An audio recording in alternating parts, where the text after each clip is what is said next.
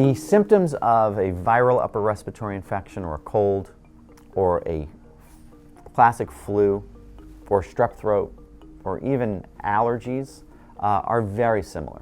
And it's very difficult for someone to know if they've got a viral infection, strep throat, allergic response.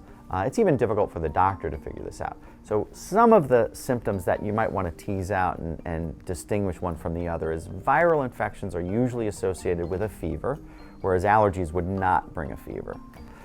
Viruses and strep throat can both bring a fever, so that's where it gets a little tricky. We also want to look at the time frame of the illness. So if a sore throat hits and you've got a stuffy nose and some fever and chills, and those symptoms sort of peak over 24, 48 hours, and then you start getting better, that's kind of the classic course of a virus or upper respiratory infection. So the old saying is, if you've got a cold, if you treat it, it'll be better in a week. If you don't treat it, it'll be better in 7 days. So the treatment really is just supportive.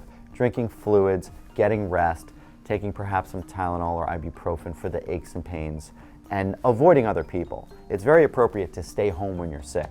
If it's not improving, if your symptoms are significant, if you can't swallow, if your fever is very high, you really should seek medical attention. Allergies, as I mentioned, would not be associated with fever, but can have the same symptoms of having a stuffy nose and itchy eyes. Now that's where there's an overlap between the symptoms between viruses and allergies and upper respiratory infections.